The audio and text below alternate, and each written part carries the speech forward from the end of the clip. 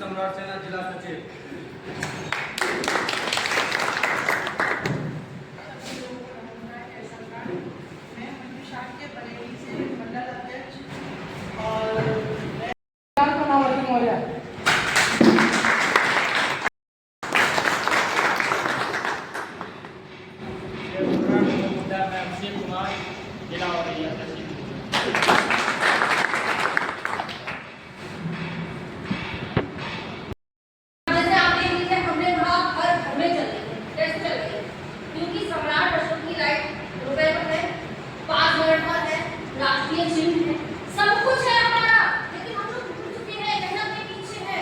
पीछे कर दिया गया है। ऐसे ही इसी बात को आगे बढ़ाने के लिए जब हम पीछे रह गए हैं, लेकिन कितने पीछे नहीं। अगर इतने पीछे होते तो हम लोग एक आज यहाँ इकट्ठे नहीं होते। आप लोग मोबाइल में संदेश गया था, उसके जरिए शायद बात होती है। जिला संयोजक का मुझे पत्र दिया गया है और ये मौका मिला पहली बार जिंदगी में मैं यहाँ लखनऊ में तो बहुत बार मैं आया, आप भी गए होंगे। कुछ अच्छी अच्छी चीजों के एकदम नजदीक से जाके और आपस आ जाते हैं। मैं ये बताना चाहूंगा कि जैसे सम्राट सेना का गठन हो गया, कुछ लोगों के नजर में हो गया, कुछ लोगों के नजर में होने जा रहा है। अभी बहुत लोगों को अभी पता ही नहीं, उनको कौन बताएगा? जिनको पता नहीं है उनको कौन बताएगा कि सम्राट सेना है? आप थोड़ा बोलेंगे तभी बातचीत हो पाएगी। मैं वक्ता नहीं हूँ, आपसे मंथन की बात चलेगी। होता है ना मंथन, दही को जब मथते हैं तो घी और मठा निकलता है। तो मंथन होगी तब तो पता चलेगा। क्या आप तैयार हैं मंथन करने के लिए? आवाज नहीं आ रही है, सब लोग नहीं बोल रहे। तैयार है? ये रही ना आवाज। मन में बोल रहे हैं तैयार, लेकिन आवाज नहीं निकाल रहे। और समाज ये चाहती है, जैसे हम लोगों को लोग आज से 15-20 साल पहले कहीं बोलने का प्रयास करते थे तो लोग बोलते थे बार बोलेगा, जबकि बहुत बढ़िया बोल रहे हैं। दिक्कत ये है कि ये बोल कैसे। दिक्कत इस बात की नहीं है कि आप गलत बोल रहे हो, दिक्कत इस बात की है कि ये कैसे बोल रहा है। तो आप आज से प्रतिज्ञा करिए। और यात्रा शुरू करते ही हम निकलते थे बांग्लादेश में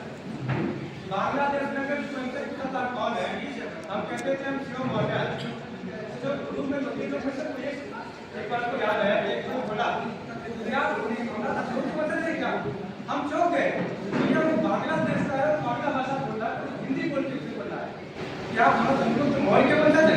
हम कहे आपको कैसे पता? बोला आपको कैसे पता? जिन्होंने ये बांग्लादेश का निर्माण किया, अखंड भारत का निर्माण किया, आपको हमको कैसे पता? फिर हमको करीब 1 घंटे से बताया, उससे बताया कि आप जाइएगा चट्टोगांव। हम उसके जाने के बाद बताया कि वहाँ पे गए थे। बोला चट्टोगांव जाइएगा, वहाँ पे सम्राट अशोक की मूर्ति बनी हुई है तथा पूरा बौद्ध विहार बना हुआ है। हम लोगों को यहाँ पता ही नहीं। और हम लोगों के भारतवर्ष में सम्राट अशोक की मूर्ति कहाँ पे हमको नहीं पता है। बांग्लादेश के चट्टोगांव आप शायद सुने होंगे नाम, नहीं सुने तो बता रहे हैं कि भारत के त्रिपुरा के बगल में अगरतला पड़ता है, उसी के बगल में बॉर्डर है, तो वहीं पर पड़ता है चट्टोगांव। वहीं पर सम्राट अशोक की भव्य मूर्ति बनी हुई है। हम उसको देखे साक्षात, वहाँ पे लोगों से मिले, उनसे बात किए। उन लोगों को सम्राट अशोक के बारे में इतना पता है जितना शायद हम लोगों को भी नहीं पता। साथ में हम सबसे बता दें, वो करीब हमको 1 घंटे तक भाषण दिए सम्राट अशोक के ऊपर। ये था वो हमको बता रहे कि जो आज का बांग्लादेश की राजधानी ढाका है, हमको बताया कि ढाका के मलमल का सम्राट अशोक के समय ढाका के मलमल का एक कपड़ा बनता था कि 15 मीटर का कपड़ा एक अंगूठी के अंदर से आप निकाल सकते हो, इतना मुलायम कपड़ा। और उसको निकालने में इतना मुलायम होता था, तो हम लोग क्या करते थे कि कपड़ा को हम लोग विदेशियों को बेचते थे और उसके बदले में सोना लेते थे। कैसे लेते थे? तराजू की एक तरफ हम रखते थे कपड़ा और दूसरी तरफ सोना रखते थे, तो कपड़ा हम उनको देते थे और सोना हमसे लेते थे। और आपको पता है इसी तरह जो हमारा देश है वो सोने की चिड़िया कहता है। हमारे पूरे भारतवर्ष में इतना अधिक सोना आ गया। सोना तो था नहीं ना, सोना विदेश से आया। कैसे आया? सम्राट। और आया किस रास्ते से? आज आप लोगों ने नाम सुना GT road, grand trunk road, जो कि चटोगांव वही ढाका से शुरू होती है, की मूर्ति बनी हुई है, वहां से शुरू होकर के जाती है अफगानिस्तान, ईरान, इराक तक। आपका इधर बगल से निकलती है, कानपुर से निकलती है, लखनऊ से, कानपुर से निकलती है। अभी हम इसको ले यात्रा करेंगे, उस रूट से सिल्क रोड उसको कहते हैं। आगे करके विदेश में जाएगी, चाइना में जाएगी, तो वो सिल्क रोड होते हैं। उसी रोड से साथियों व्यापार होता था और सर्वप्रथम उस रोड को सम्राट चंद्रगुप्त मौर्य ने बनाया। उसके बाद सम्राट अशोक ने उसकी मरम्मत कराई। और साथियों बता दें कि हर एक मील पर एक सराय हुआ करता था, एक बौद्ध विहार हुआ करता था। बौद्ध विहार में क्या है कि जितने भी यात्री आते थे, हर एक दिन मतलब आज लगभग 3 से 4 किलोमीटर के अंदर रहते थे, बौद्ध विहार होता था। लोग आकर के वहाँ पे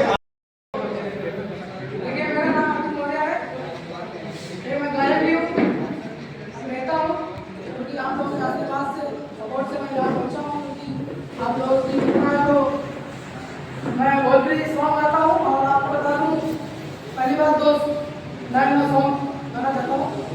देखिए कि नहीं झुके कि नहीं झुकल बा, कि नहीं झुके कि नहीं झुकल बा, कुसवाहे पदुनिया टिकल बा, नहीं झुके कि नहीं झुकल बा, कुसवाहे पदुनिया टिकल बा।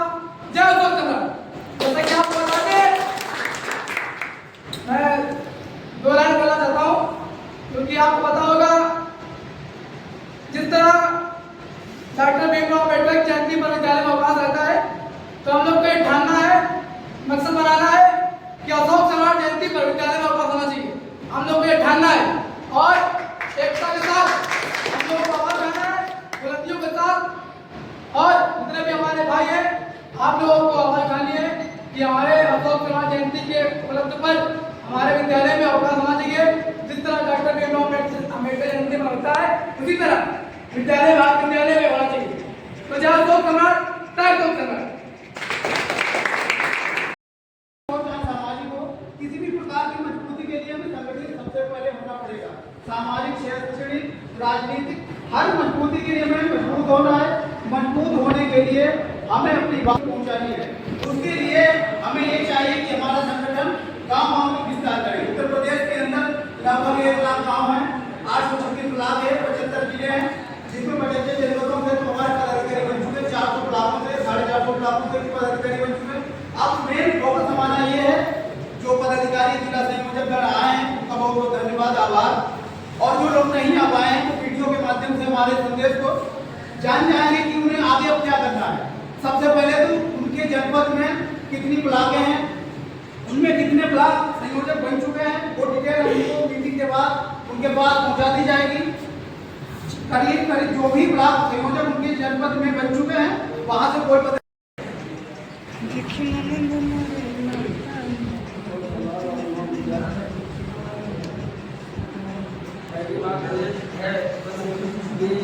सब लोग जिससे जाती हो आजकल संदेश मिलेगा नहीं, संदेश नहीं, ये तो सोचो।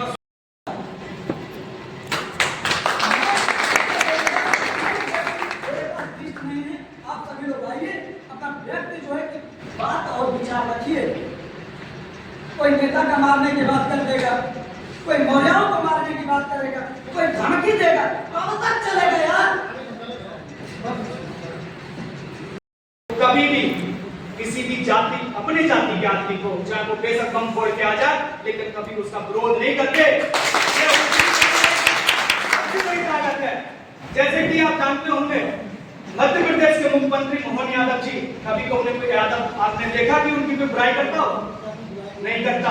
लेकिन यहाँ पर बात आती है केशव प्रसाद मौर्य जी की, तो लोग हम में से लोग उठ के बैठ के खड़े करके कह देते हैं अरे ये तो स्टूल मंत्री है। अरे तुम्हें स्टूल मंत्री बनने की औकात रखो, क्योंकि वो उस समाज में बैठा है, उस जगह बैठा हुआ है जहां हारने के बाद भी मुख्यमंत्री है।